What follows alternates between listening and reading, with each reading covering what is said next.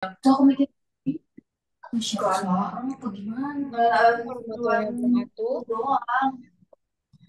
Pada kali ini kami akan menjelaskan Nanti materi kalau udah tentang ricun agak dan risiko aset tunggal. Sebelumnya perkenalkan, saya Miftahul Bulan dengan NIM 014. saya Gracia Sarima dengan NIM akhir 241. Langsung saja untuk materi pertama. Nah, yang pertama saya akan membahas gambaran umum dari materi ini.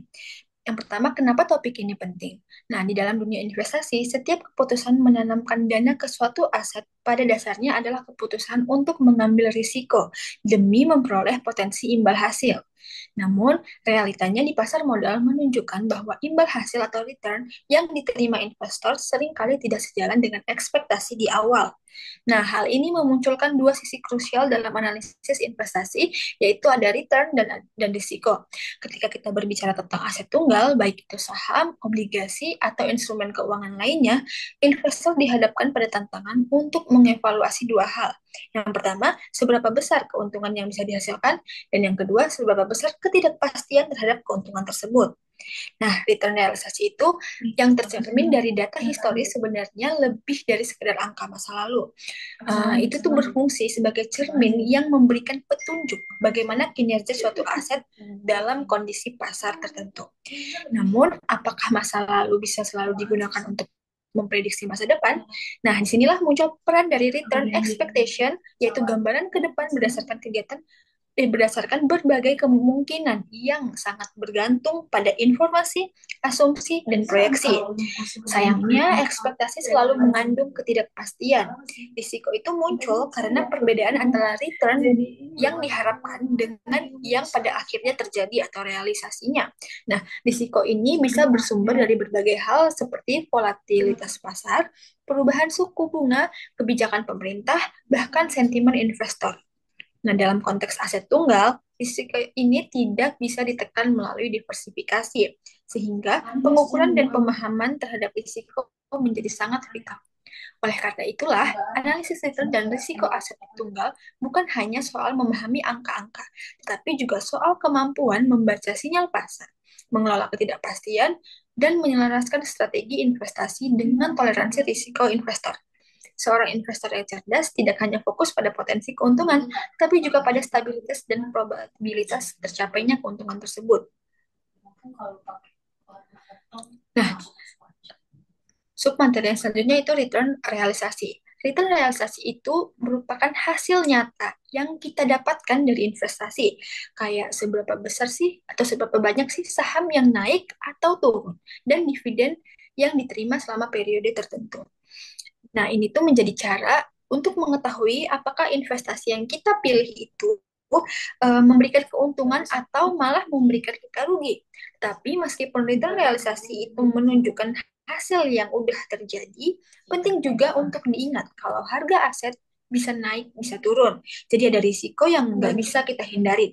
Nah, aset dengan return tinggi seringnya juga mempunyai fluktuasi harga yang lebih besar. Jadi risikonya itu lebih tinggi. Supaya bisa menilai apakah return yang kita dapatkan itu oke atau enggak, coba kita bandingkan sama benchmark pasar. Tapi ingat, meskipun return realisasi itu ngasih gambaran, itu cuma hasil di masa lalu dan nggak bisa menjadi patokan untuk di masa depan karena pasar itu selalu berubah. Next. Selanjutnya ada return ekspektasian. Return ekspektasian ini merupakan return return yang digunakan untuk mengambil keputusan investasi.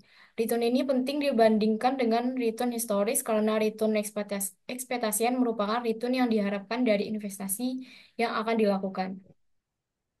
Return ekspektasian dapat dihitungkan berdasarkan beberapa cara. Yang pertama itu berdasarkan nilai ekspektasian masa depan. Return ekspektasian dapat dihitung dengan metode nilai ekspektasian, yaitu mengalihkan masing-masing dari masa depan dengan profitabilitas kejadiannya dan jumlah semua produk perkalian tersebut. Secara matematik, return expectation metode nilai ekspektasian ini. Berdasarkan yang kedua itu ada berdasarkan nilai return historis. Tiga metode yang diterapkan untuk menghitung return ekspektasian dengan menggunakan data historis, yaitu sebagai metode rata-rata atau mean method. Kedua ada metode tren metode. Yang ketiga ada metode jalan acak. Metode rata-rata mengasumsikan bahwa return ekspektasian dapat dianggap sama dengan rata-rata nilai historisnya.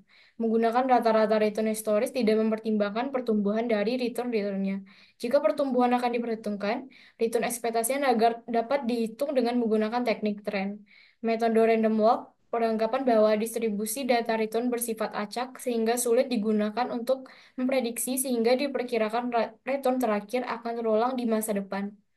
Metode mana yang terbaik digantung dari distribusi dari returnnya. Yang ketiga itu berdasarkan model return ekspektasi yang ada.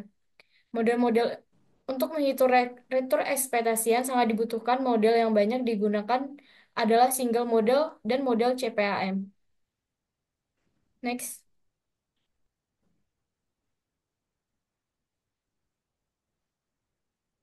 Selanjutnya ada risiko. Return dan risiko punya hubungan yang positif. Semakin besar risiko yang harus ditanggung, maka semakin besar return yang harus dikompensasikan.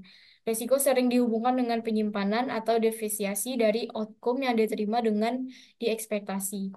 Van Hort dan Wedhuis JR 1992 mendisikan risiko sebagai variabel return terhadap return yang diharapkan. Untuk menghitung resiko, metode yang banyak digunakan adalah deviasi standar, yang mengukur absolut penyimpangan nilai-nilai yang sudah terjadi dengan nilai ekspektasinya.